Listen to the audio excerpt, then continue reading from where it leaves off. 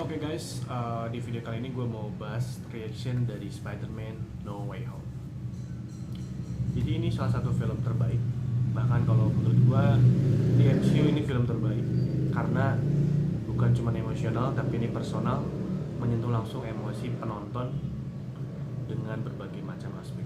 Selain itu keren banget karena banyak hal-hal yang benar-benar di luar dugaan atau kejutan-kejutan yang benar-benar ngebungkus atau menyatukan beberapa aspek. Nah itu biar gampang atau biar enak ngobrolnya, gue mau kasih spoiler alert dulu ya. Jadi buat yang belum nonton boleh di skip karena ini mengandung spoiler. Tapi kalau yang udah nonton, yuk kita ngobrol lanjut boleh. Tapi kalau yang belum nonton pengen tetap lanjut juga mangga, silakan ya. Oke, kenapa ini terbaik? Karena simply salah satunya adalah karena menyatukan 3 Spider-Man dalam satu film. Dan bukan cuma sekedar menyatukan, tapi itu menyertakan emosi-emosi, menyertakan value-value, menyertakan kenangan-kenangan yang benar-benar indah dan digabung jadi satu. Spider-Man-nya Tobey Maguire tahun 2002. Kalau buat gue pribadi itu Spider-Man ketika gue masih SD. Jadi filmnya Spider-Man Tobey Maguire 2002 itu merepresentasikan kenangan gue ketika gue masih SD. My childhood, indah banget. Dan di saat itu gue masih ingat hype-nya luar biasa ya, selain nonton di bioskop. Waktu itu zamannya belum DVD, bahkan YouTube juga belum ada. Jadi orang-orang nonton pakai apa? VCD, dan banyak banget VCD bajakannya. Tapi ya gue bukan bilang VCD bajakan itu boleh atau gimana, cuma saking hype-nya orang-orang sampai banyak banget beredar VCD bajakannya. Itu tahun 2002 sampai tahun 2007 kan, waktu itu si Tobey Maguire itu merepresentasikan masa SD yang sangat indah. Nah, Andrew Garfield itu 2014 yang The Amazing Spider-Man 2-nya. Kalau buat gue pribadi itu kenapa personal? Karena tahun 2014 gue lulus S1. Jadi itu tahun dimana gue berpindah transisi dari mahasiswa menjadi seorang profesional gitu ya, seorang pengalaman bekerja sebagai seorang pegawai, pengalaman pertama kali bekerja. Jadi momen grown up gue, karena gue pengalaman pertama kerja itu setelah lulus 2014 itu sebagai penyiar radio dulu, terus di sebuah perbankan. Jadi first experience as employee itu 2014, dan itu ketika filmnya Andrew Garfield yang tahun 2014, Spider-Man kedua yang The Amazing Spider-Man. Makanya buat gue itu film-film sangat personal, sangat touching. Kalau gue pribadi sih jujur ya, secara favorit gue favoritnya adalah Andrew Garfield yang The Amazing Spider-Man 2. Gue gak tahu, itu sih kayaknya nyentuh banget. Jadi itu kayak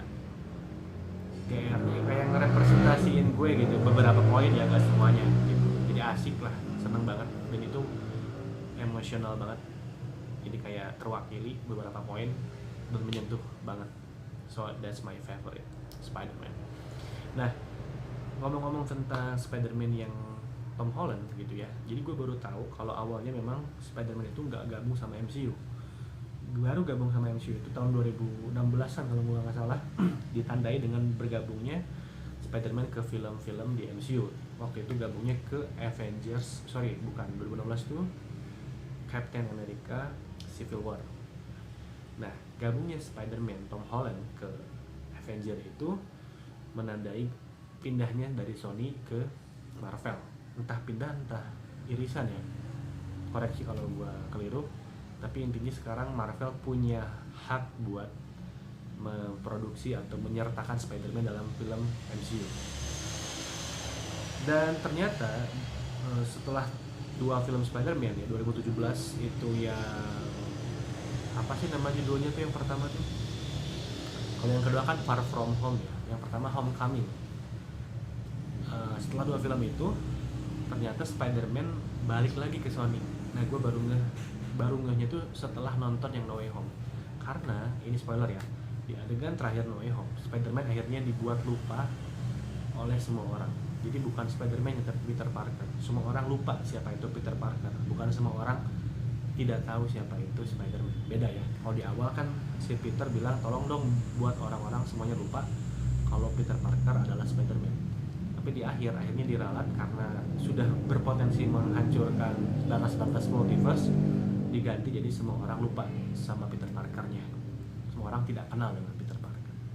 Nah, momen buat orang lupa inilah yang sebetulnya secara smooth, secara halus memisahkan MCU dengan Spider-Man. Akhirnya Spider-Man bisa balik ke Sony, dan di akhir ketika ada Venom di post credit scene-nya itu menegaskan kalau memang Sony akan kembali lagi mengakuisisi Spider-Man. Itu keren banget sih sebenarnya. Dan ya kenapa touching life, yaitu tadi ya, kenapa ini keren banget filmnya, karena momen dimana Andrew Garfield muncul, momen dimana Tobey Maguire muncul, itu kalau lu nontonnya di bioskop lu bisa rasain energi dan hype-nya yang sangat real, luar biasa banget. Gue aja sampai tepuk tangan, gue sampai teriak, bahkan jujur gue sampai meneteskan air mata. Bukan lebay sih, tapi kayak terharu, kayak oh my god, ini adalah superhero childhood gue, dan ini superhero dimana gue transisi dari mahasiswa jadi seorang pegawai. Wow, dan sekarang muncul, itu benar-benar kayak touching life. Dan buat gue, karena gue favoritnya Andrew Garfield, gue kayak ngerasa ini ngasih space, ngasih redemption lah buat Andrew Garfield untuk muncul lagi, karena secara tidak langsung sekarang Andrew Garfield muncul di 3 film Spider-Man gitu. Dan juga ada kejutan kayak Charlie Cox apa sih bahasanya? Sorry ya, ada sedikit salah pronunciation. Charlie Cox. Ada Daredevil di situ yang sebagai siapa namanya itu, pengacaranya si Peter Parker di awal scene aja. Kemudian ada momen dimana Aunt May meninggal.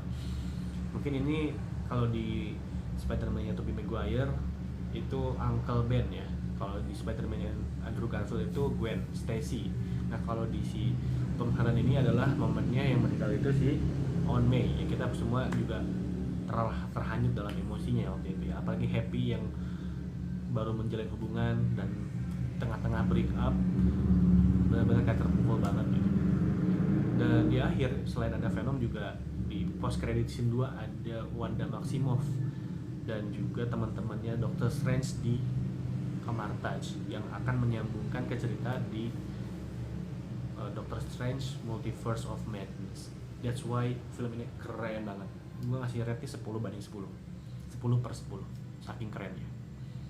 Jadi buat lo yang belum nonton, itu sangat highly recommended buat nonton gak sendirian ya. Dalam arti bukan berarti harus ngajak pacar atau ngajak pasangan, nonton di bioskop, nonton bareng-bareng, membanyakan emosinya real banget.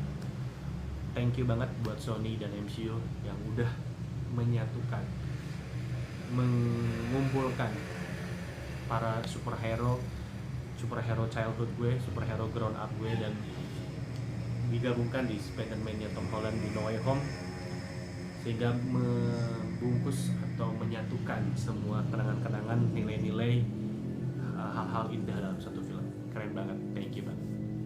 Oke, itu aja pemaparan dari gue tentang Spider-Man No Way Home, dan sampai jumpa di episode selanjutnya. Bye.